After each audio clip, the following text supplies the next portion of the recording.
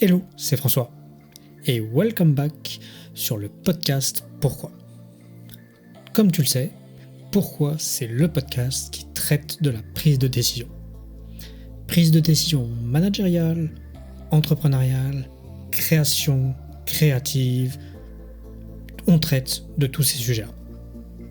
Si tu t'es déjà posé la question comment prendre une décision ou est-ce que ma décision est bonne, tu es au bon endroit. Allez, je te propose qu'on passe directement à l'échange que j'ai eu avec mon invité du jour. C'est parti. C'est bon pour toi ? Ouais, nickel, on y va. Parfait. Et bonjour Mathilde. Bonjour François. Comment vas-tu ? Et très bien, merci, et toi ? Très très bien, Ouais. merci. Pour ce pluvieux jour. Voilà, hein. Mais bon,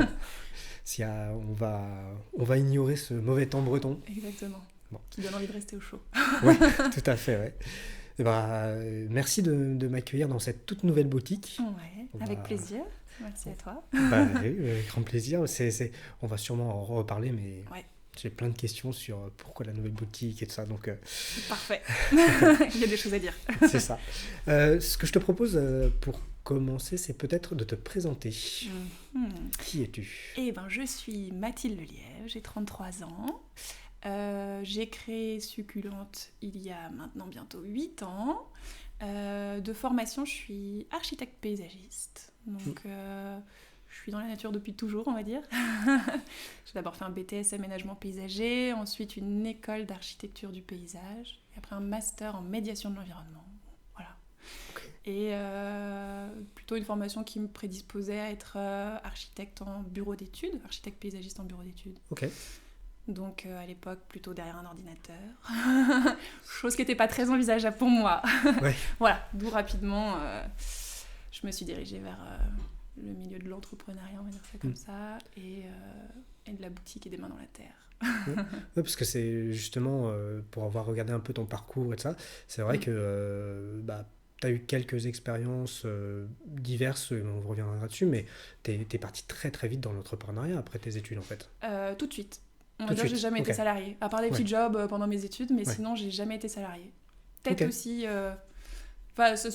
certainement, hein, ça a un impact aussi sur ma façon de travailler, de gérer mon entreprise et mon avenir là-dedans, parce que comme je connais pas d'autres choses, c'est pour moi le quotidien, enfin c'est la normale. Ah oui, mais c'est... Et ouais. Du coup, c'est pas évident forcément non plus les relations avec les gens qui sont salariés, ou enfin voilà, je connais pas, c'est un monde un peu obscur et dans lequel je pense que je ne m'épanouirai pas. Ouais, c'est des choix, et pour moi, pour avoir fait, tu vois, les deux, l'entrepreneuriat a des gros avantages, et moi j'ai adoré faire ça, et le salariat en a d'autres, hein, oui, bien sûr. complètement, donc c'est des choses, c'est pas les mêmes termes de responsabilité, enfin de charge, on va dire. Tout à fait. Donc c'est vachement intéressant. Oui. Avant que je revienne un peu sur ton expérience et pourquoi toi tu t'es lancé dans l'entrepreneuriat, j'aime bien poser la question de savoir comment tu te définis, quand on te dit qu'est-ce que tu fais comme job, comment tu te définis ? J'avoue, c'est assez compliqué à dire. En tout cas, mon job, c'est moi. Enfin, j'ai jamais eu l'impression de vraiment travailler, parce que j'aime ce que je fais, c'est ma passion. J'ai d'ailleurs du mal à décrocher, mais parce que je vois pas pourquoi je décrocherais, parce que ça fait partie de moi que j'aime ça. Donc voilà, j'entreprends, mais enfin j'aime pas non plus ce mot, parce que je me sens pas non plus entrepreneuse. Je fais ce que j'aime au quotidien. Et voilà, je suis une fille de la nature, j'aime les plantes évidemment. C'est une belle et j'ai définition, réussi à en faire mon métier, mon quotidien.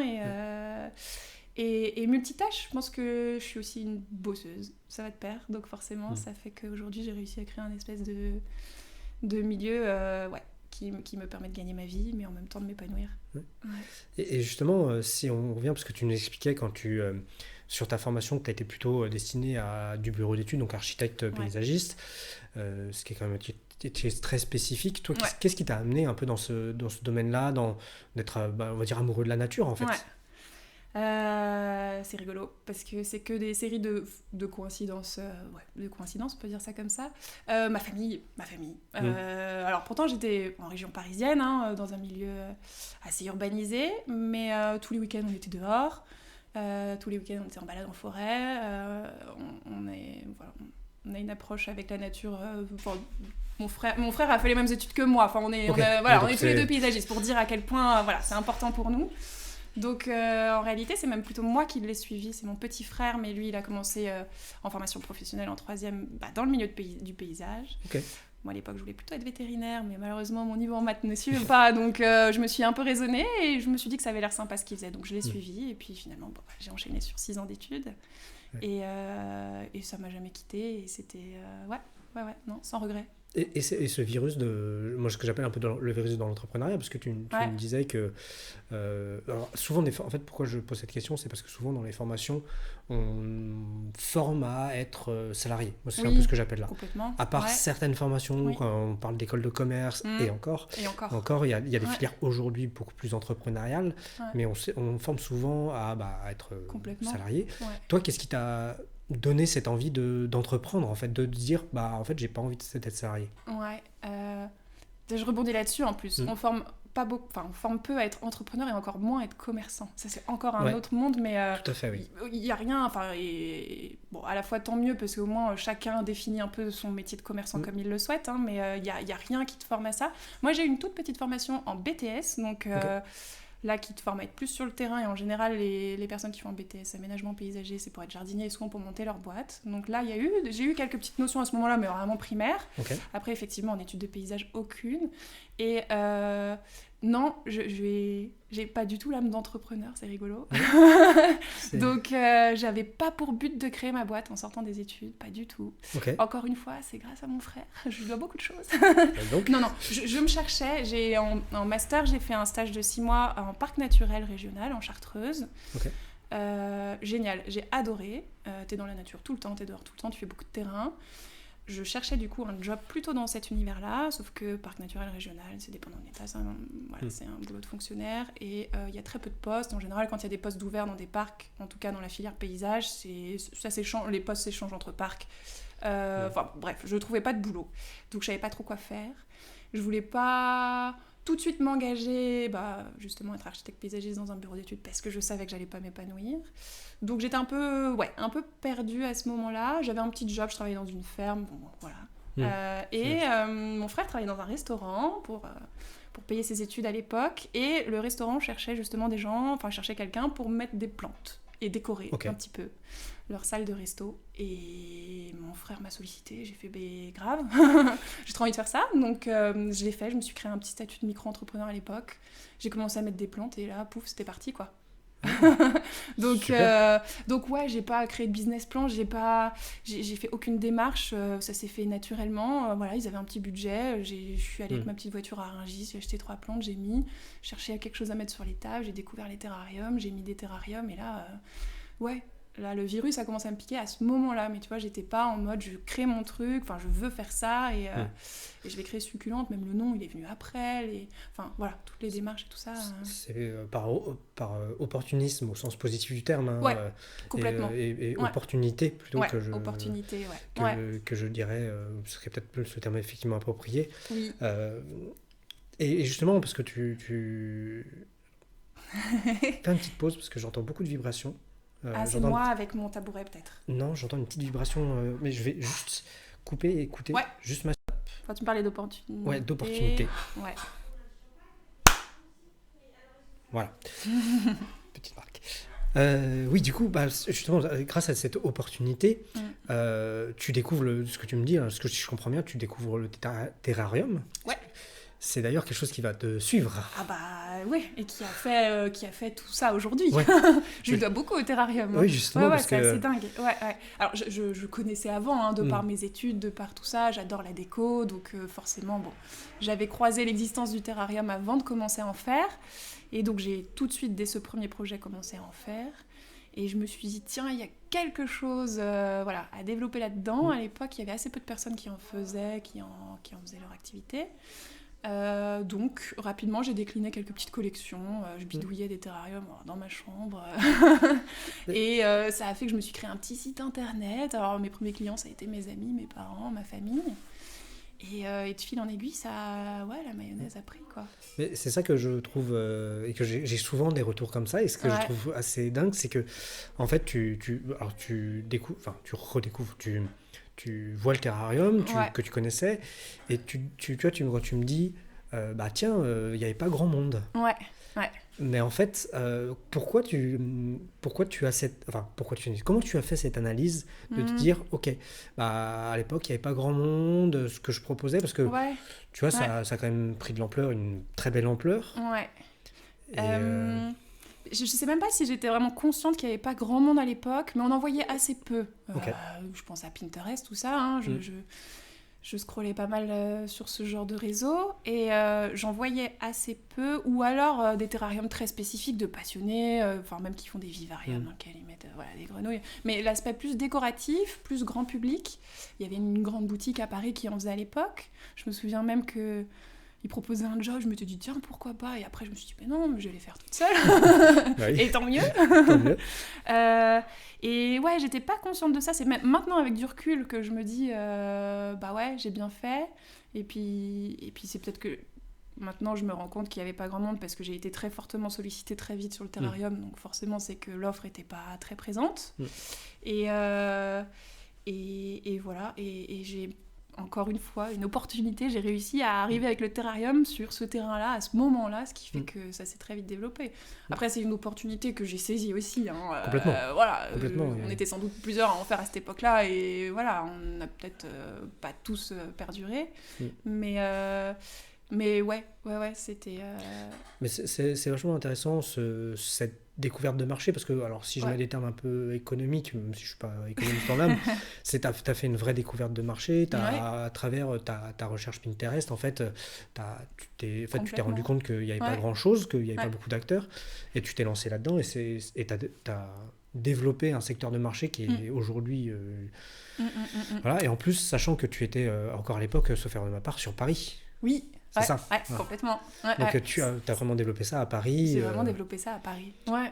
Et tu as vraiment développé ça sur un axe un peu particulier qui est vraiment de l'atelier. Oui. Et tu n'as pas eu la démarche classique qu'on aurait pu s'attendre, de dire ah bah tiens, il y a du terrarium, je vais ouvrir un e-commerce, un commerce.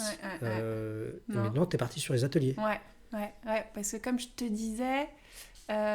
moi je suis assez sensible à la déco, au monde de l'artisanat et de la création des créateurs. Donc déjà, en tant que cliente, j'allais beaucoup sur les marchés de créateurs, les salons, tout ça. Et puis peut-être le manque de confiance. Enfin, je me sentais pas tout de suite d'aller développer un truc énorme. J'ai tâtonné, je faisais mes petits trucs. Et par manque de moyens aussi, hein, je suis partie de aucun moyen. Je pouvais pas envisager d'ouvrir une boutique, en plus à Paris, avec les prix de Paris, tout ça. Et puis j'étais solo, donc non, ouais, je me suis tournée très naturellement vers l'atelier, que ce soit l'animation d'atelier, mais aussi parce qu'à l'époque, je cherchais, je faisais mes terrariums dans ma chambre, au bout d'un moment c'est assez limité, une petite chambre à Paris. Et donc j'ai zoné sur Facebook à l'époque, les groupes Etsy, tout ça, de créateurs, en me disant, je lançais des petites bouteilles à la mer, hein, je cherche un atelier si jamais vous avez entendu parler de quelque chose. Et là, il y a une super nénette qui m'a répondu en me disant, il y a ça s'appelle Plateau Urbain, un organisme qui récupère des lieux... abandonnés, vacants, pour les sous-louer des créateurs, des artistes, en attendant que ce soit démoli ou réhabilité. Et donc à l'époque, il y avait un petit appel d'offres sur un lieu là, dans le 14e, auquel j'ai répondu, j'ai été prise aussi, pareil, waouh. Et ce qui fait que j'ai eu rapidement cet atelier dans le 14e, donc dans une résidence plutôt artiste que entrepreneur et artisan, ce qui à un moment m'a un peu fait défaut, mais en tout cas ça m'a ouvert aussi des perspectives dans le milieu artistique qui étaient chouettes à ce moment-là, même si je me sentais pas du tout légitime. Enfin, c'était un peu compliqué de trouver ma place, mais en tout cas j'avais ce lieu, j'avais ma petite pièce là-bas, ce qui fait que j'ai pu développer mon activité là-bas. Il y avait une grande salle commune dans laquelle rapidement je me suis dit tiens, si j'animais des ateliers ça pourrait être trop cool, moi j'aime bien partager. J'ai envie que les gens fassent eux-mêmes, et puis je sentais qu'il y avait une demande, et donc j'ai rapidement mis en place les ateliers, ça a rapidement fonctionné. Et après pareil, je suis allée des marchés, des pop-up stores, des boutiques, des gens un peu plus influents à Paris qui m'ont ouvert leurs portes pour animer des ateliers chez eux, et petit à petit la toile elle s'est tissée comme ça, quoi. Ce qui t'a d'ailleurs amené à des choses assez folles, on en parlait juste avant, mais t'as été jusqu'à... alors je vais reparler de tes livres, parce que je voudrais aussi comprendre, mais t'as été jusqu'à animer des chroniques sur France 5. Ouais, c'est dingue. Ouais, je réalise pas, enfin je réalise toujours pas. Oui, pareil, parce que ça, le fait que je sois dans la branche plus créateur artisan, que principal concurrent était plus en mode grosse boutique, grosse start-up qui se développe à fond. Je pense que j'ai intéressé, c'est d'abord des maisons d'édition. Je me souviens à cette époque-là, alors j'avais créé Succulente en 2014, ça devait être 2016, genre à peine 2 ans plus tard. J'ai eu 5 maisons d'édition dans la même année qui m'ont contactée parce qu'ils cherchaient à écrire des bouquins sur les terrains. Mais pareil, parce qu'on n'était pas beaucoup d'acteurs, que peut-être que ma démarche les intéressait, donc trop cool. Bah ouais, ça fait bizarre, hein. Bah ouais, Toi, t'es dans ton top. petit atelier à Paris, voilà, tu bidouilles 3 trucs, et là, t'as des maisons d'édition qui te contactent, donc très chouette. Ce qui m'a permis d'écrire ce premier livre. Et c'est ce livre qui a fait qu'après, voilà, il y a la télé qui est arrivée, pareil, il m'a contactée, voilà, sur la quotidienne France 5, on cherche quelqu'un pour animer une petite... Alors, j'étais pas récurrente, hein, j'étais invitée pour animer une rubrique, à l'époque, ils voulaient pour le terrarium, et puis après... visiblement, ils ont apprécié, j'ai retourné 4 fois, trop cool, quoi. En plus, c'est Alain Baraton, un super jardinier de Versailles, quelqu'un que j'adore, qui animait la rubrique, donc j'étais invitée là-bas, enfin, waouh, t'es impressionné, quoi, t'arrives sur un plateau télé, toi t'es là avec tes petits terrariums dans ta camionnette, et enfin, trop cool, quoi. qui est un nom que, tu vois, même moi n'étant pas dans le sujet, connais ce nom, Marathon, tu vois. Bah ouais, donc il a fait quand même pas mal de choses, donc c'est voilà. C'est vraiment top. Et justement... je vais dire, en fait, toi, comment tu approches, comment tu abordes cette fait que tu aurais pu te dire, ok, je développe mon business, et même si je me doute de la réponse, mais toutes ces sollicitations un peu extérieures, elles auraient pu t'amener à autre chose ou te dériver de ton business, de ta passion, parce que c'est vraiment une passion. C'est sûr. Comment toi, tu as envisagé ça? Comment tu as compris ça comme un tout, en fait? Franchement, j'ai suivi mon instinct et je force rien. Et c'est vrai qu'à un moment, je me suis dit, en fait, la télé, c'est cool. Enfin, bon, t'as ce petit truc, ça booste un peu l'ego. Tu dis, bon, bah voilà. Tu dis, vas-y, peut-être que là, je peux aller toquer au port. Je peux peut-être réussir à me faire un petit chemin, un petit truc. Ou tiens, je vais écrire d'autres bouquins. Alors, les bouquins, faut savoir, ça rapporte pas grand-chose. Hein. Au bout d'un moment, tu peux pas en vivre. Donc, après, j'en ai écrit 2 autres et c'est trop cool. Hein. C'est des super aventures. Ça fait un bon coup de com' et tout. C'est très chouette. Mais voilà, c'était des portes à aller ouvrir. Je me sentais pas légitime, et puis je crois que j'en avais pas envie non plus. Moi, j'aime me mettre les mains dans la terre, et voilà, assez primairement, c'est ce que je voulais faire, et donc j'ai continué à saisir les opportunités quand elles me plaisaient, et à avancer plutôt vers le chemin de la nature. Enfin, en tout cas, je voulais rester connectée aux plantes, quoi. Moi, ça, c'est mon truc. Et quand tu dis que tu vois, tu saisis les opportunités qui te plaisent, comment tu définis un peu, par exemple, je suppose que tu dois avoir plusieurs propositions, même maintenant aujourd'hui, tu dois avoir pas mal de sollicitations, parce que tu es quand même un magasin quand même plutôt en vue sur Rennes, tu te développes pas mal, et tu dois être pas mal sollicité pour plein de choses. Mais déjà à Paris, comment aujourd'hui tu te dis, ça c'est bon pour moi, ça c'est pas bon pour moi. Parce que souvent... C'est difficile. Puis je le dis, j'ai plus tendance à le dire pour aujourd'hui. Aujourd'hui, j'arrive plus à me dire, bon, ça va être chouette. Et c'est pas tant pour l'intérêt de la boîte, ou c'est pour moi. C'est genre, est-ce que ça va me plaire de bosser avec cette personne? Et c'est surtout un feeling à la personne. Hein. Mais à l'époque, non. À l'époque, j'avais plus tendance à... prendre tout ce qui venait. Enfin, pour dire ça simplement, au début, quand tu démarres, tu peux pas dire non. Tu peux pas dire non à des sollicitations, à des projets. Et puis j'avais j'avais eu un truc délirant dans lequel je me sentais pas du tout, j'y serais pas allée, hein, évidemment. Mais au début, il faut y aller. Hein. Faut y aller, même parfois. Alors, faut jamais se vendre à perte, évidemment. Hein. Y a toujours quand même une notion risque-bénéfice qu'il faut bien évaluer, mais il faut foncer. Donc, il y a ce que j'entends, et moi ce qui me plaît, ce qui me parle beaucoup, c'est en fait c'est sûr qu'au début tu saisis beaucoup de choses, mais qu'il y a quand même une limite qui est est-ce que ça me plaît, parce que si ça plaît pas, y aller c'est peut-être plus dommageable. Alors aujourd'hui toi tu peux mieux l'identifier, mais c'est vraiment d'avoir cette perspective de dire est-ce que ça me plaît. C'est sûr. Non, c'est clair. Moi, ça a été toujours ma motivation, c'est juste de m'épanouir dans ce que je fais, quoi. Après, le reste... après, bon, dans le milieu de la nature, c'est un milieu super chouette, quoi qu'il arrive, donc les sollicitations, franchement, elles sont toujours cool. Enfin, là, t'as pas... J'ai du mal à dire si tu devrais dire une sollicitation que j'ai dû refuser parce que je me sentais pas. Je crois qu'il y en a même pas tellement tout est chouette, ou peut-être aussi que c'est ce que je renvoie, ce qui fait qu'aussi j'attire des sollicitations chouettes, j'en sais rien, hein, parce que je fais de la façon dont j'ai envie de le faire et comme je l'aime, et donc ça attire les gens qui aiment ça. Mais ouais, du coup c'est c'est comme ça. Enfin, Ouais, mais c'est super naturel et ouais. Mais maintenant, aujourd'hui, là, je commence à franchir une étape. Depuis que j'ai ouvert cette nouvelle boutique un peu plus grande, les enjeux sont un peu différents. On va pas se le cacher, les enjeux financiers aussi. Hein. C'est voilà, une boutique que j'ai achetée plus chère. Jusqu'à maintenant, j'ai eu la chance de pas avoir eu... financièrement en tout cas à trop me mettre en danger. Là c'est un peu plus le cas aujourd'hui, donc forcément je réfléchis un peu plus, tu vois, j'y vais moins bille en tête, allez on y va, on verra.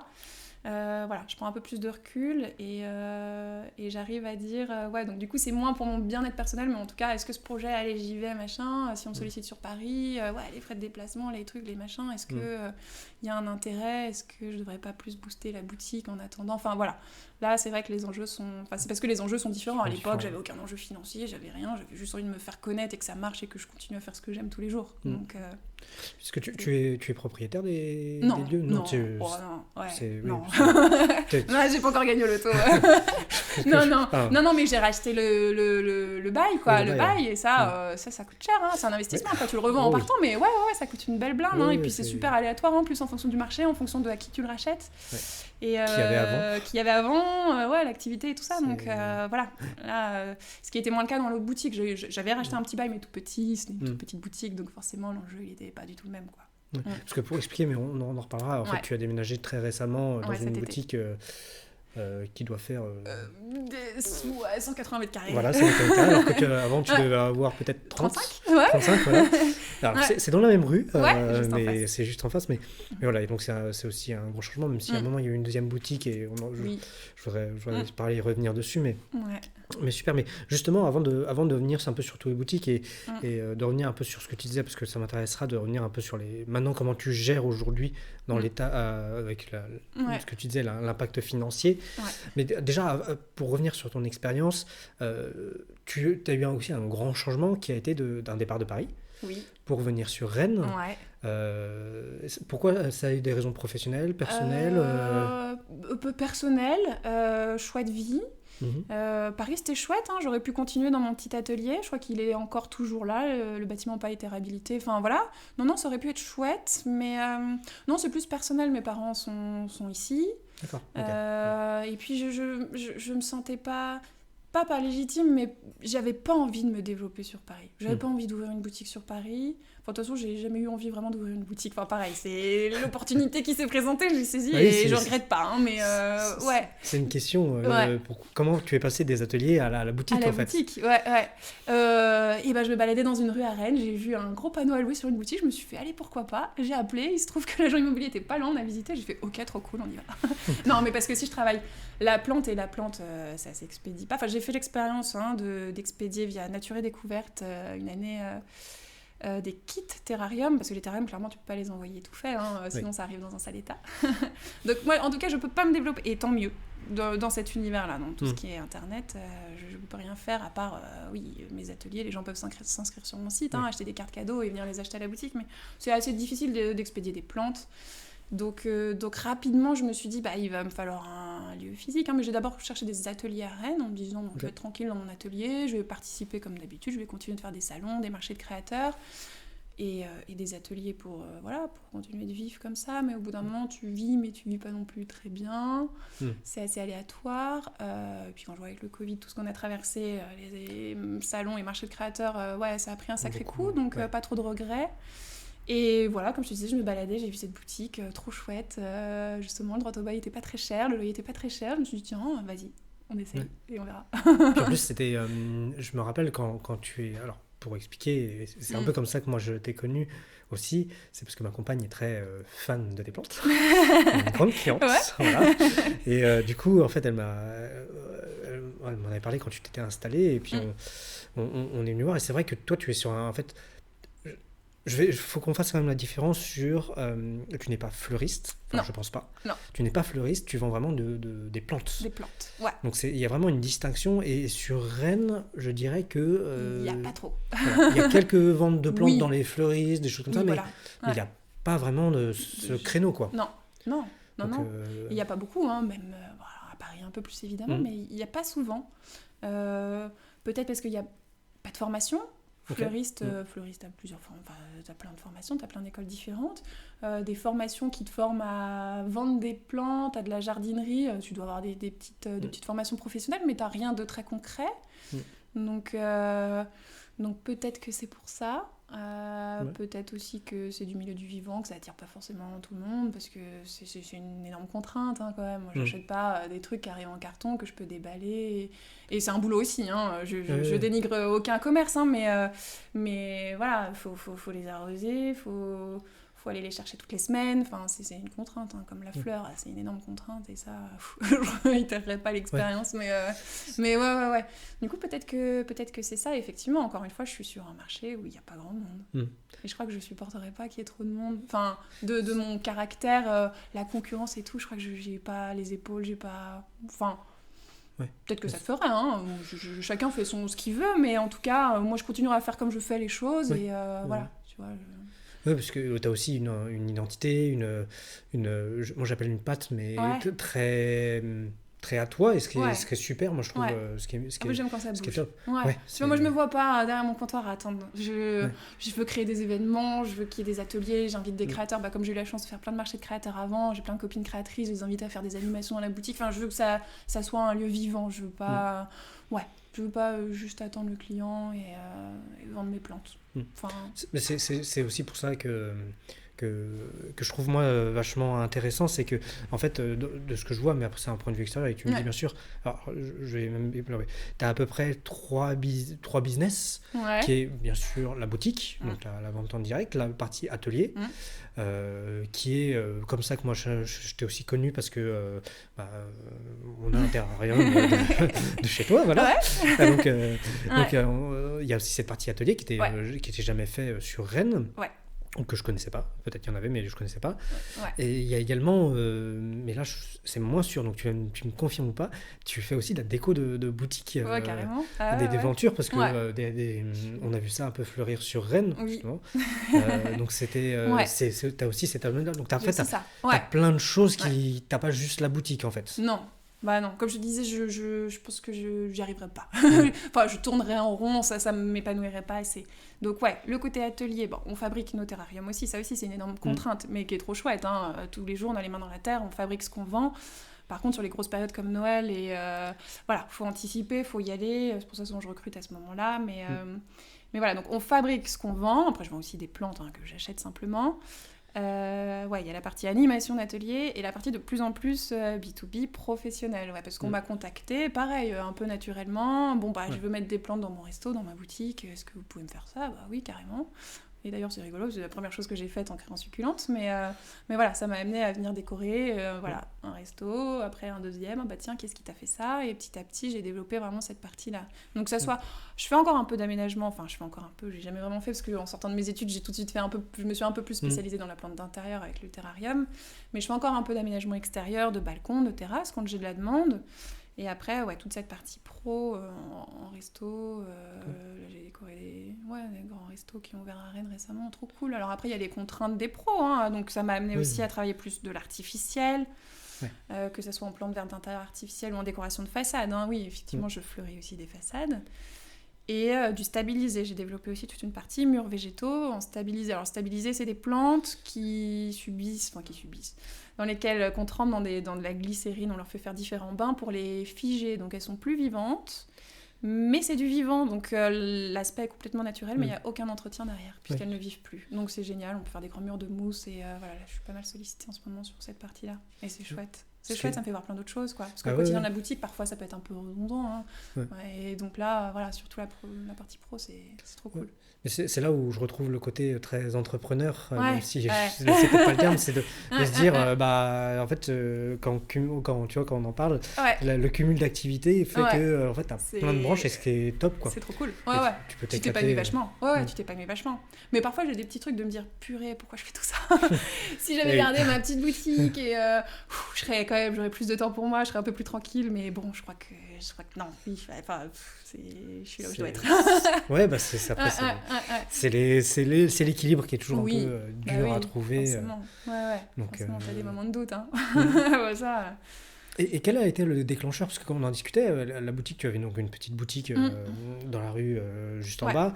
Tu as aussi des... Alors, deux questions en une. Mm. Comment tu en es venu à ouvrir une deuxième boutique qui n'était Oui. pas tout à fait sur le même thème en plus? Non, l'année dernière, ouais. L'année dernière, Ouais. une boutique qui a fermé. Oui, j'ai ouvert un an. J'avais un bail précaire d'1 an que j'ai pas Ouais. renouvelé. Ouais, Ok. ouais. Et puis après, quel a été les déclencheurs pour te dire, bah, j'aménage dans un domaine, dans une boutique beaucoup plus grande? Ouais. Comment ça s'est fait? Alors, la boutique de fleurs, j'adore les fleurs. Moi, Mm. je voulais, même après les études, là, quand je me cherchais un peu, je me suis dit, tiens, je vais faire une petite formation fleuriste parce que j'adore ça. Donc, je me suis dit, bon, j'ai pas la formation, mais bon, je touche au vivant, à la nature depuis 8 ans. J'aime les fleurs. Après, c'est aussi une question un peu de goût. Donc, j'ai envie de faire ma petite boutique de fleurs pour voir. Donc, j'ai eu une opportunité qui se présentait sur un petit local à Rennes. Donc, j'ai ouvert rapidement cette boutique de fleurs. C'était trop chouette. Et puis, je voulais l'accès. Alors, on faisait uniquement de la fleur française, au maximum local. Donc, ça m'a permis aussi de rencontrer plein de producteurs. C'était trop cool. Moi, un jour, si je fais autre chose, j'irai cultiver des fleurs. Je trouvais ça. Mais ça m'a permis de rencontrer, voilà, encore une fois, plein de monde et de faire, voilà, vraiment un truc qui m'a épanoui à fond sur cette période-là. On vendait aussi beaucoup de vases, parce que j'ai constaté que souvent, quand t'allais dans une boutique de fleurs, il n'y avait pas forcément de vases et que c'était un peu frustrant. Donc, pareil, toujours un peu l'axe déco, plantes, nature, fleurs. Et ouais, c'était une chouette expérience, sauf que c'était dans un lieu pas passant. Et ça, de toute façon, le commerce, critère numéro 1, c'est même pas tant l'idée, c'est le passage. Il faut qu'il y ait du monde, c'est l'emplacement. Sinon si t'as une super com, un super concept et que t'es vachement attendu sur les réseaux et tout, ça peut fonctionner. Hein, mais en tout cas, si, en plus pour la fleur qui est une denrée super périssable, si t'as pas de passage, à la fin de la semaine, tu te retrouves avec toutes tes fleurs. Bon, bah, tu peux avoir 50 bouquets chez toi, c'est très cool, hein, mais au bout d'un moment, c'est pas ça qui te fera vivre. C'est bon. Ouais. Donc, pas suffisamment de passage. Mais très chouette expérience. Donc au bout d'un an, j'ai pas renouvelé et voilà, on a fermé. On a ramené nos vases ici et après, ça fait quoi? Du coup, je suis restée, j'avais 6 mois à l'autre boutique que j'ai conservée et puis on me demandait de plus en plus de grandes plantes, d'avoir des visus de mes murs végétaux, de tout ça. Et les trois, au bout d'un moment, je me suis dit bon, allez, je franchis le cap, quoi. Ça y est, je vais chercher plus grand et puis encore une fois, on verra bien. Mais voilà. Oui. Donc pareil, j'ai contacté quelques agents IMO, j'ai mis des petites billes à droite à gauche en me disant allez, ça va se faire naturellement. S'il y a une opportunité, je la saisis. Et puis s'il y en a pas, mais ça faisait même un moment que je cherchais plus grand. Je savais que j'avais besoin là de pousser un peu les murs. Et il y a eu cette opportunité sur le trottoir d'en face. Je me suis dit mais alors là, voilà, ça, je peux pas la louper, quoi. Bah ouais, c'est le destin grave. Je perds pas ma clientèle, je peux annoncer un petit déménagement cool, genre je suis juste sur le trottoir d'en face, en plus je passe du 6 au 9, enfin bref, trop bien. Et voilà. Et donc ça l'a fait. Tu restes à côté de rue passante. Bah oui, cette rue-là, de toute façon, en plus je la connais par cœur. Enfin, je la connais par cœur, ça fait 4 ans que j'y suis, je savais. Alors je suis plus dans le fond de la rue, j'ai moins, la rue Le Bastard, la rue très passante de Rennes, dans l'axe, mais je n'ai pas constaté que ça changeait grand-chose. J'ai eu quelques inquiétudes au début, de me dire mince, peut-être que les gens iront moins dans le fond de la rue, ou ils me verront peut-être pas, ou voilà. Ouais, comme tu disais aussi, je suis sur un marché où je suis presque toute seule, donc forcément aussi les gens, ils me recherchent. Enfin, sur les réseaux, si tu cherches une jardinerie à Rennes ou des plantes, tu me trouves assez rapidement. Donc voilà. C'est d'ailleurs une chose que tu actives beaucoup, c'est les réseaux sociaux. Ouais. Ouais. Bon, ça, c'est une grande. C'est un grand questionnement au quotidien, les réseaux sociaux. C'est compliqué, c'est un job. Et plus je grandis, entre guillemets, plus c'est compliqué, je trouve. Alors pareil, encore une fois, c'est difficile de se trouver légitime, de se dire... parce que... Ouais, je parle à fond de ce que je fais sur les réseaux, mais je parle aussi un peu de personnel, je mélange tout. Et maintenant que j'ai une grande boutique, parfois je me dis les gens qui s'abonnent, peut-être qu'ils ont juste envie de voir mes plantes, de savoir ce qu'il y a à la boutique pour venir à la boutique, et c'est tout. Peut-être que parfois, quand je leur parle de mon quotidien, tiens, je vais chercher mes plantes, tiens, là, peut-être que ça les intéresse pas du tout. Du coup, je me dis, mince, est-ce que je devrais me faire un compte perso? Enfin bon, c'est un questionnement au quotidien, puis de se renouveler, de réussir à poster des trucs. Moi, la phase réelle vidéo, j'y arrive pas du tout. Ça y est, je me sens déjà vieille. TikTok, alors encore moins. Mais voilà, je suis très photo, tout ça. Et puis, j'ai plus le temps surtout. Mais oui, là-dessus, je suis active. En story, en tout cas, j'aime bien partager mon quotidien. Tant que ça devient un plaisir, je le fais. Parfois, j'ai des phases où j'ai pas trop envie. Donc, voilà, je le fais moins et c'est pas grave. J'essaye de me dire maintenant, c'est pas grave. Avant, je culpabilisais. J'ai pas posté depuis un mois. Il faut... on va m'oublier. Et puis, bon... Maintenant, je pense un peu plus à moi en me disant, allez, c'est pas grave, là, j'ai pas envie, je le fais pas, et c'est pas très grave. Puis t'es aussi plus établi.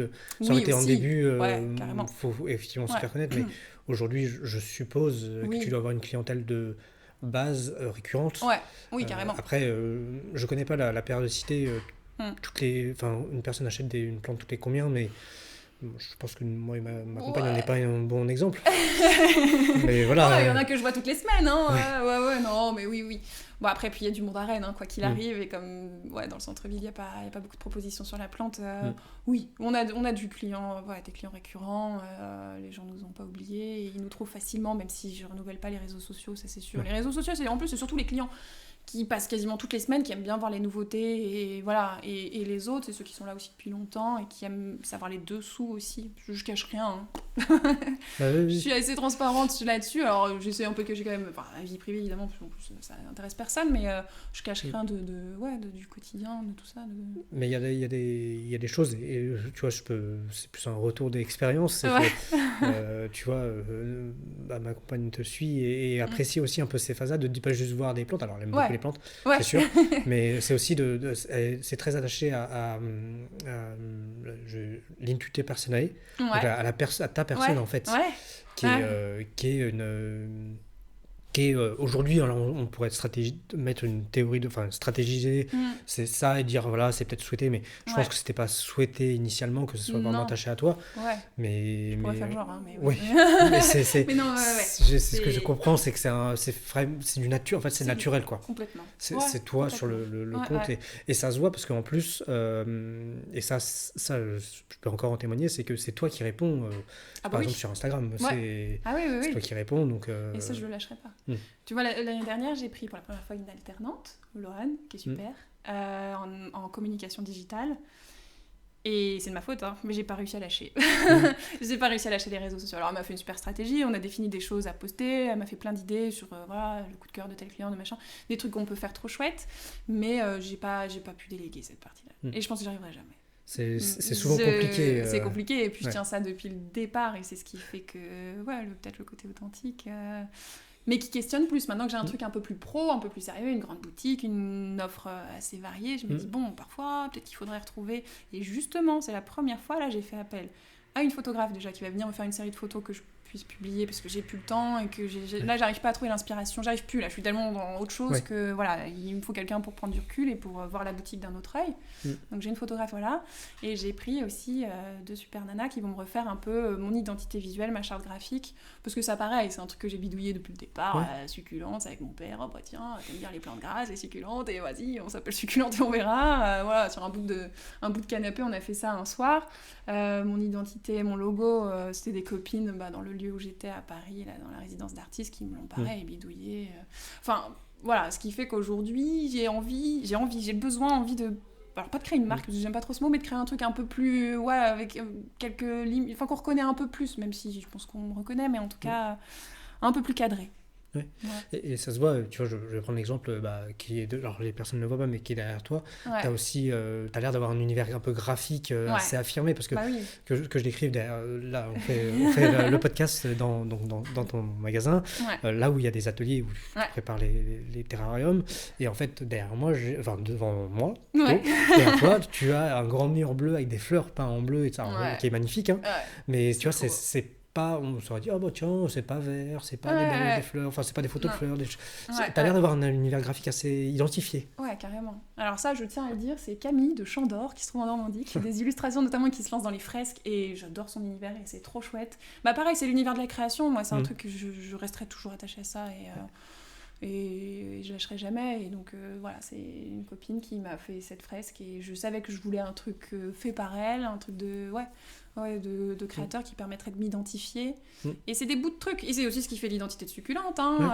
Voilà, il y a Studio Papier Ciseaux aussi, Cécile, qui m'a fait une affiche trop belle là, que j'avais placardée sur la boutique au moment de l'ouverture, enfin avant, pour annoncer l'ouverture, et qui aujourd'hui c'est mon flyer, est trop cool, tout le monde est trop belle. Enfin voilà. Et c'est des bouts de trucs de copines, de créatrices, de machin, qui font aujourd'hui l'identité, mais que je veux rassembler dans un truc un peu plus concret, tu vois. Mais je comprends, et je vois, et c'est comment j'exprime, moi, c'est en fait, tu veux formaliser un peu ce que toi tu faisais instinctivement. C'est ça. Carrément, ouais, bien joué, c'est ça.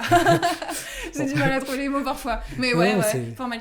Alors, pas dans le... Bah, c'est ce que j'ai dit aux filles qui font ce travail-là. J'aurais dit, il faut s'imaginer que je veux développer peut-être un succulente à Nantes demain, parce que je n'ai pas de boutique de plantes à Nantes, tu vois. Même si je sais que je pense pas que je ferais ça, parce que c'est pas mon truc. Mais voilà, dans l'idée d'avoir le package, le truc où, on sait que c'est succulente, et si demain je veux ouvrir autre chose, et ben on part avec nos petites valises, on se pose dans un local, et puis on y va, quoi. Ouais. Alors, je vais te poser, même si je pense que la question est peut-être, tu as peut-être pas réfléchi, enfin, tu as peut-être réfléchi quand même, c'est l'avenir. Ouais. Comment tu vois un peu l'avenir, toi? J'en sais rien. Ouais. C'est ça que je fonctionne à l'instinct. Je sais pas. Je prends l'opportunité. Si demain on me dit tu fermes ta boutique, je t'offre un champ dans le Finistère, tu cultives des fleurs, je fais ok. Non, j'en sais rien. Bon. Franchement, j'ai pas d'objectif fixe. Et je pense que c'est ça aussi qui conditionne mes choix. On parle peut-être de choix aussi ici, mais parce que je suis jamais déçue, peu importe le choix que je fais, parce que je sais pas trop où je vais, et j'y vais. Hein. Alors je sais que je ferai rien qui mettra en péril ma boîte, ou qui... Voilà. Mais en tout cas, j'y vais, et si ça le fait, tant mieux. Si ça le fait pas, c'est pas grave, on ira vers autre chose. Ouais. Et justement, parce que depuis tout à l'heure, en fait, on parle en filigrane quand même du choix et des choix que tu as fait. Si j'en viens un peu plus sur quand tu fais des choix, notamment des choix un peu impactants, tu vois, quand tu as décidé, tu te dis, ok, bon, bah, je vais signer le bail pour... flippant, ça. Voilà, c'est pas quadruplé, c'est si, presque. Ouais, quintuplé la surface. Ouais. Est-ce que t'as ce que moi j'appelle un process, alors c'est très formel, mais un process de décision de dire, ok, ou alors c'est, non, j'y vais à l'instinct pur. Je suis allée à l'instinct, mais effectivement, là, il y a un petit process qui s'est mis en place et qui est en train de se mettre en place. Ouais. Ok. Parce que là, il y a besoin. Alors, c'est pas forcément ce que j'aime et je sais pas faire. Donc, je découvre, je m'entoure bien et j'essaye de mettre en place certaines petites choses. Aussi, j'ai dû embaucher avec cette boutique. Pas facile de gérer des gens. Moi, je sais pas faire. C'est pas mon truc en plus. Donc... pareil, je fonctionne à l'instant, je prends des gens de ma famille, des amis, enfin je fais... Voilà.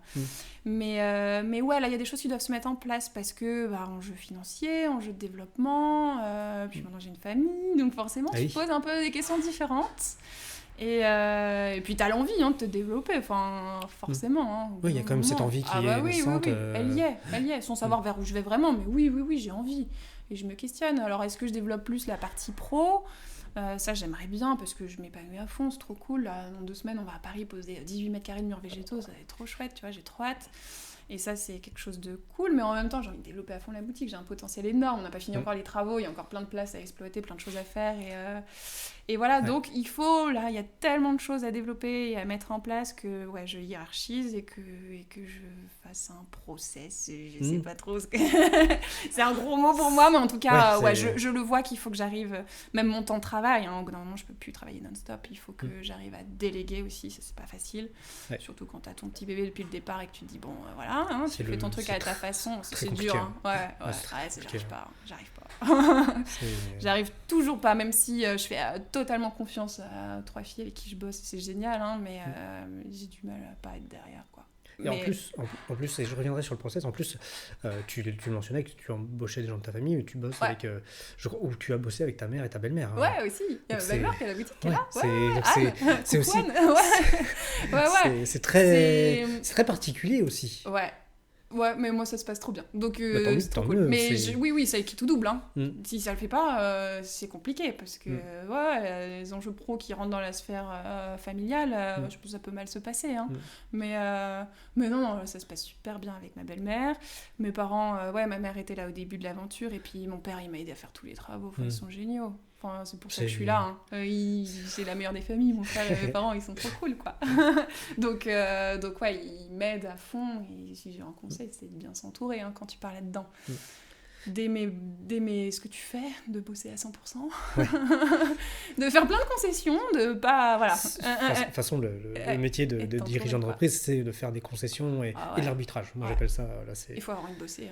Il faut avoir envie de bosser tout le temps, sans avoir forcément de retour financier au départ. Mais il faut bosser tout le temps. Et je reviens sur le fait que tu disais que tu as commencé à t'entourer. Par qui tu t'es entouré? Quel type de personnes? Moi, je vais pas chercher les gens. Je suis de nature assez introvertie. J'ai toujours peur de déranger. Je veux jamais forcer. Donc, j'ai laissé venir les gens, en filtrant, hein, évidemment, mais Sûr, ouais. qui étaient intéressés par mon univers ou qui avaient envie de bosser avec moi. Dans le milieu de la création, on a de la chance, on est beaucoup de filles, un peu comme moi, voilà. Donc, forcément, les univers, ils s'entremêlent et c'est trop cool. Et il y a tout de suite, on arrive tout de suite à communiquer facilement. Donc voilà, ça s'est fait très naturellement. Et je prends les gens qui viennent à moi. Genre, j'arrive parfois à aller vers des gens. Alors, c'est pas du snobisme hein, quand je dis ça, c'est juste que j'ose pas. et donc voilà, je me suis entourée petit à petit de gens et qui sont encore là aujourd'hui. Et puis ceux avec qui ça matchait pas, ils sont plus là, mais c'est pas grave. Oui, Hein, mais c'est comme c'est... ça, c'est la vie. Hein, mais ouais, ça s'est fait encore une fois assez naturellement. Et beaucoup la famille, quoi, le noyau dur. Ouais, c'est toujours ça. Mais ce qui est intéressant, parce que tu vois, moi je m'intéresse pas mal aussi donc à la prise de décision, hein, d'où le sujet de ce podcast. Et en fait, ce que toi tu dis avec tes mots, en fait, c'est des process qu'on conseille. Alors, bien sûr, je parlais de process et il y a plein de choses qu'on peut mettre en place pour prendre la décision. Mais une des recommandations souvent qui est faite, c'est de s'entourer de personnes et quand on prend une décision, c'est de discuter avec ces gens autour pour avoir des avis complètement secondaires et que les gens osent te challenger.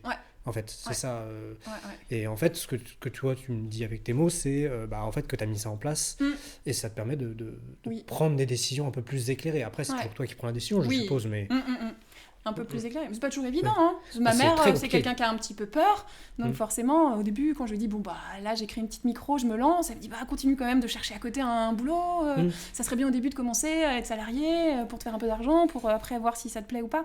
Et parfois, tu dis, mince, alors elle me dit de pas y aller. Lui, il me dit, vas-y, fonce, te pose pas de questions. Mon père, il a été un peu dans l'entrepreneuriat, donc lui, voilà.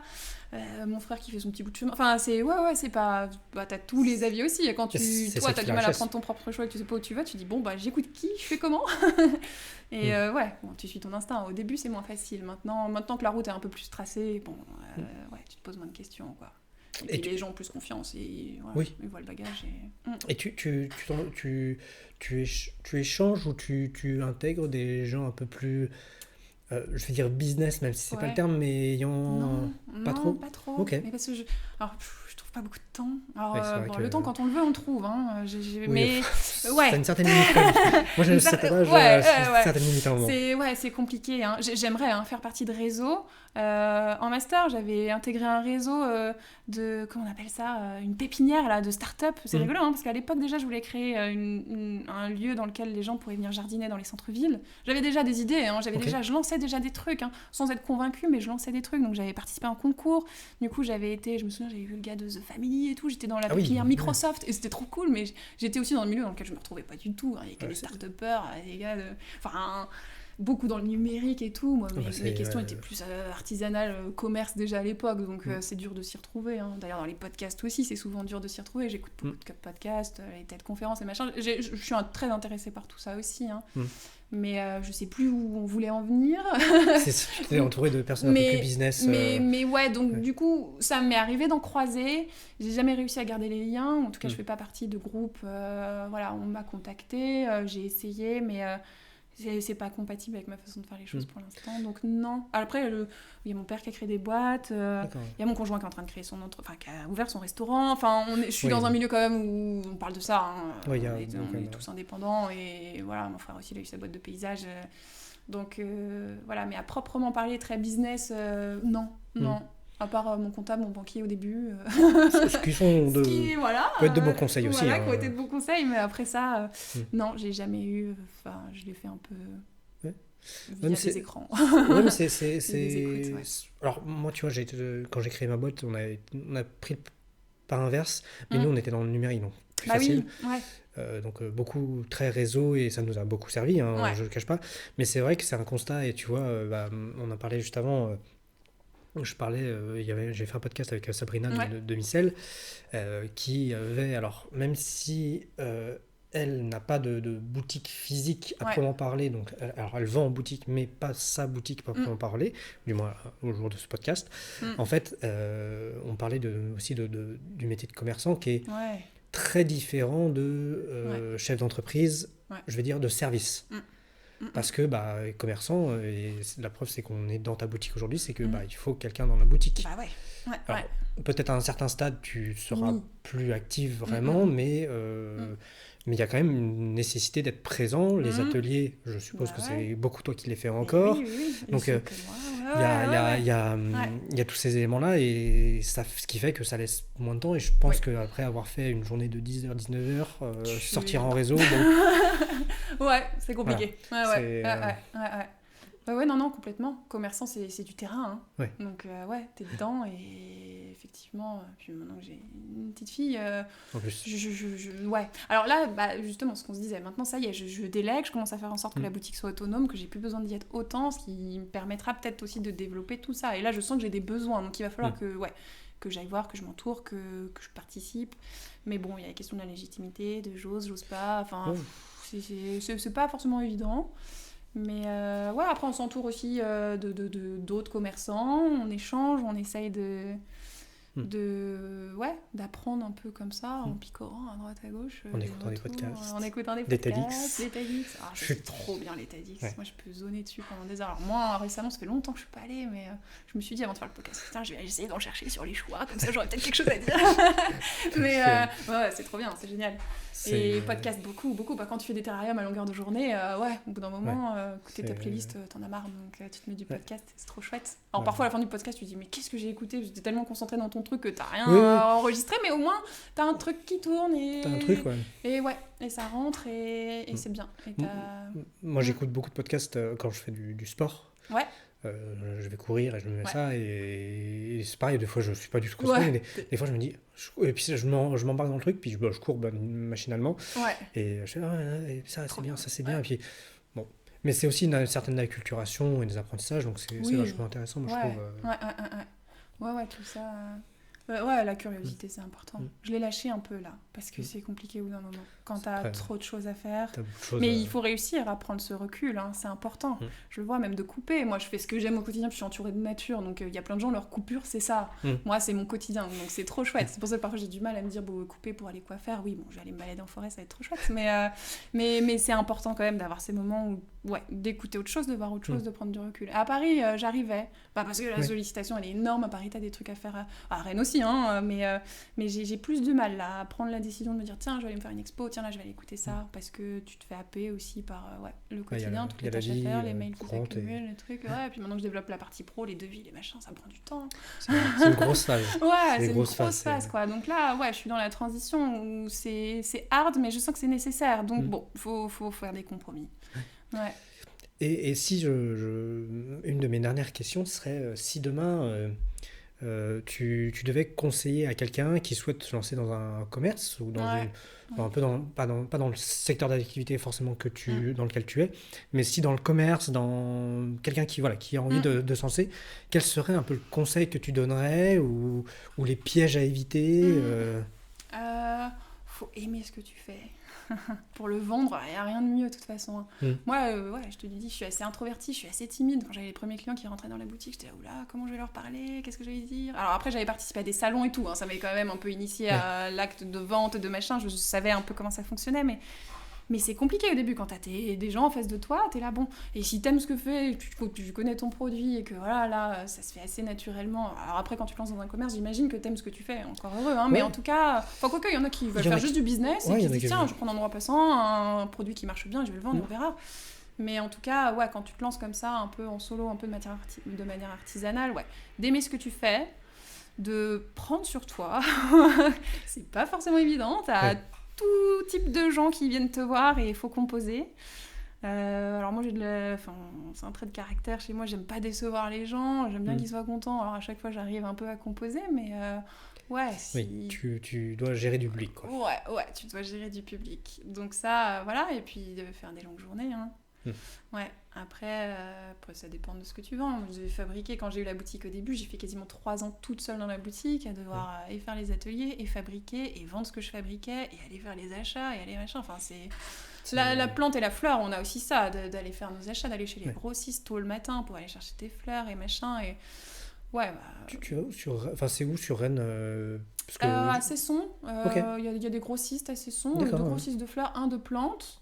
Très chouette, je leur fais un petit coucou, ils sont trop sympas. Je sais pas s'ils écouteront, mais bon, voilà. Peut-être. J'allais beaucoup à Rungis quand j'étais à Paris. Ça Ouais. m'arrive de faire encore quelques allers-retours à Rungis. Et maintenant que j'ai plus gros, je fais direct, parfois direct grossiste en Hollande. Alors sur la plante, en France, on n'est pas très bien servi. Sur la fleur, on peut de plus en plus faire du local et c'est trop cool. Sur la plante, surtout la plante verte d'intérieur, c'est des plantes exotiques qui ont besoin de pousser avec de la chaleur et de l'humidité, donc sous serre. Et en France, on n'a pas trop les infrastructures. Il y a très peu de producteurs de plantes vertes d'intérieur. Donc ça se fait beaucoup en Hollande. Et pareil, l'inflation, le prix de l'énergie et tout ça, ce qui fait que tout le monde est touché par ça. Mais il y en a beaucoup qui s'arrêtent en Hollande pour plutôt faire du maraîchage, ça rapporte plus. Enfin bref. Mais ouais, donc maintenant, de plus en plus, je me fournis direct Hollande. Ouais. Ce qui a dû diminuer tes coûts, mais bon, c'est d'autres volumes. Exactement. T'es obligé de commander, tu peux plus choisir à l'unité ta plante, c'est le plateau, donc c'est 6 ou 8 plantes d'un coup, et bon, faut les vendre derrière, quoi, mais on a la place de les garder, de les chouchouter, et donc on arrive à s'en sortir comme ça. Mais ouais, c'est du grossiste direct, et puis grande boutique, grands achats, là c'est des enjeux qui sont différents, mais c'est trop chouette, hein. Du coup là je peux proposer plein de choses, même de la déco et des trucs, alors toujours en rapport avec la nature évidemment, hein, mais je suis trop contente. Super. Et en tout cas, merci beaucoup pour ton temps. Avec plaisir. Pour tous les échanges. Merci à toi. C'était vachement instructif. Et puis, si on souhaite te contacter, venir à la boutique, où c'est, quand c'est, comment c'est? Comment on fait? Alors, la boutique, elle est au 9 rue de Bertrand, dans le centre-ville de Rennes. On est ouvert du mardi au samedi de 11h à 19h. Voilà. Il y a des ateliers les samedis terrarium, si vous voulez venir faire votre terrarium, ça c'est trop cool. Vous trouvez toutes les dates sur le site internet. Conseiller approuvé. Ouais, merci. Voilà. Et on va développer plein d'autres ateliers. Hein. Maintenant qu'on a une pièce dédiée à ça, à la rentrée au printemps, vous pourrez venir bouturer vos plantes, les rempoter sur place et tout. Enfin, ça sera un lieu ouvert, quoi. Tous les week-ends, j'ouvre la porte et puis tu viens avec ta plante, on met le bazar ici, on la rempote ensemble et comme ça tu repars bien. Enfin voilà, donc il va y avoir plein d'animations, plein de choses qui vont se faire. Ouais. Donc on me retrouve là et puis sur le site et sur Instagram, quoi. Voilà. Super. Et merci beaucoup. Avec plaisir. Merci à toi. À très vite. À très vite. Ça marche. Voilà, c'est la fin de l'épisode. Mais comme vous le savez, maintenant, je fais un petit débrief à la fin de chaque épisode. L'échange avec Mathilde a été très plaisant et surtout très intéressant. J'admire beaucoup sa vision et son approche de l'entrepreneuriat, qui est très différent de celui que je peux avoir moi en termes de conception, de construction et de vision. Et c'est ça que j'aime et c'est ça qui me remet en cause. D'abord, j'aimerais noter 3 mots-clés qui m'ont vraiment marqué durant cet échange. Vraiment, il y a Mathilde met en avant une persévérance, une vision et une prise en main d'opportunités assez folle. Elle a une idée, elle a une passion et elle fait tout pour que ça marche. Sa vision à long terme, même si elle ne le dit pas clairement, moi je le trouve et je l'ai ressenti comme ça, est assez folle. Elle sait ce qu'elle veut faire. Et pourtant, elle n'a pas un plan, un master plan exprimé, du moins, elle n'a pas exprimé un master plan pour les années à venir, pour les 10 ans à venir, etc. Non, elle se laisse porter. Et elle sait saisir ses opportunités. Et ça, pour moi, c'est un point très intéressant en tant qu'entrepreneur. Et notamment vis-à-vis de la prise de décision. Pourquoi ? Parce que, des fois, la prise de décision n'est pas sur 5, 10, 15 ans. C'est parfois juste savoir saisir les opportunités et voir si ça marche ou pas. Et des fois, ça ne marche pas. Elle nous a parlé de l'échec, entre guillemets, de sa seconde boutique, qui, par un défaut de placement et peut-être d'autres facteurs, n'a pas si bien marché que ça. Et comment elle a géré ça ? Et le deuxième point qui est aussi très intéressant et que je me rends compte, moi, au fil de mes interviews, de mes échanges, c'est l'importance de s'entourer. Alors même si là, elle le dit, qu'elle n'a pas le temps, qu'elle ne garde pas les liens, elle a quand même un cocon autour d'elle qui peut l'accompagner à travers différentes expériences entrepreneuriales ou autres pour vraiment avoir un second point de vue. Et c'est en s'informant et en s'acculturant à travers les personnes, mais aussi à travers d'autres biais, comme les podcasts, comme elle mentionne, comme les vidéos, comme les échanges qu'elle peut avoir, qu'elle arrive à agréger de l'expérience, du savoir pour pouvoir décider. Et là, on voit vraiment que cette interaction entre... Moi, ce que je retiens, c'est que cette interaction, aussi bien entre l'humain, mais aussi d'autres ressources qu'elle peut avoir à sa disposition, elle mentionne par exemple le TEDx, ça enrichit et ça permet toujours d'aller de l'avant, d'engranger l'expérience et de pouvoir mieux décider. Le troisième et dernier point que je retiens, et qui est presque le plus important, que l'on soit entrepreneur ou que ce soit pour la prise de décision, c'est aimer ce que l'on fait. La passion. Et ça, je trouve ça juste dingue.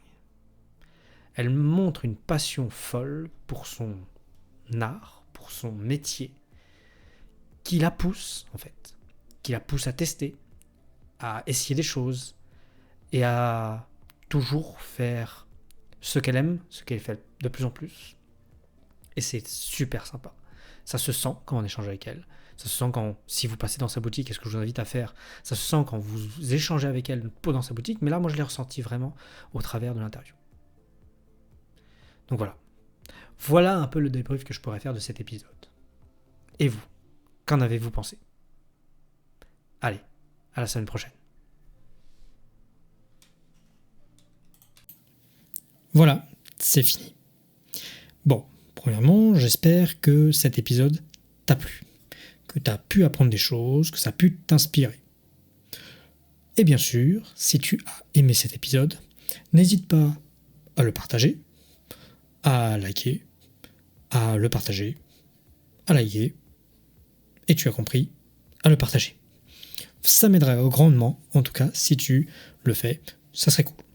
Voilà, je t'embête pas plus. Je te dis à la semaine prochaine pour une nouvelle conversation passionnante.